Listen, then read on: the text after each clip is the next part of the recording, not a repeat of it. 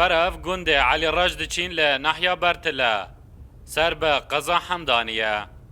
دچینه مالا وی کسی تقل آسایش دهو کری والله وضعه هو يعني عنده حالة نفسية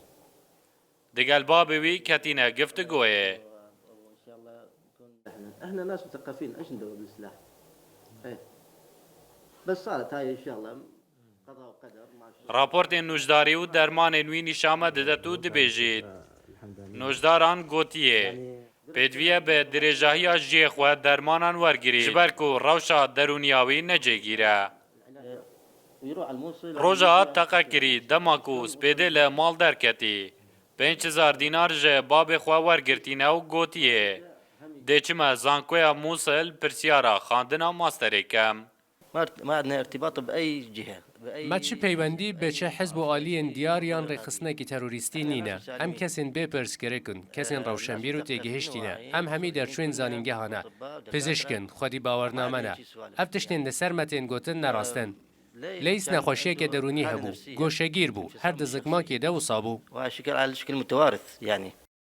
لیز هاشم تمن 28 سالی درچوی کلیجا زانست بو بشه بیولوژی لزانکویا موصلو بیکار بویا بابوی ما دبتا وی جورا کو لیز بردوام تداد ما لگور گوتنا وی گوشگیر بویاو حتی دگل خزان جی گلک تکل ندبو 24 ساعه منعزل او 24 دمجمێران بەتەنێ بوو خۆ بە هەندێک تشتان بە مژول دەکرد دەمژمێرێکی دەهات و دەچوو ڕەوشاوی باش بوو بێ پرسکرک بوو پشڕە تێک دەچوو دەمژمێرێکی باش بوو یا دنجی ڕەوشاوی نەجێگر بوو مسردانا ریوبریا نحیا برتله کر کوار پشتی وی ریدانه لیجنیک پیک اینایاو دیفچونا بابتی دکن اوی کسی تو پیوندیک دیگل تیروریستان نینه من زیانیاری دیگل کمیته امنیه برتله پولیس آسایشان اجتماعی و هوالگیری و حشد شعبی کم کرنه اشکره بویه که براستی اوی کسی دزکماک ده نقشیات درونی هبویه باب لیسی دبیجید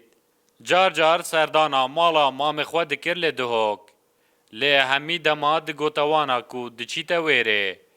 و جاره او بحث دگلوانان نکریه لگوهر رونکرنا آسایشا دهوک لی دوازده و مهه تیرورستکی به ناوه لام ها جیم هول دایا هیرش بکتا سر بارگه ریوبریا آسایشا روشالاتا دهوک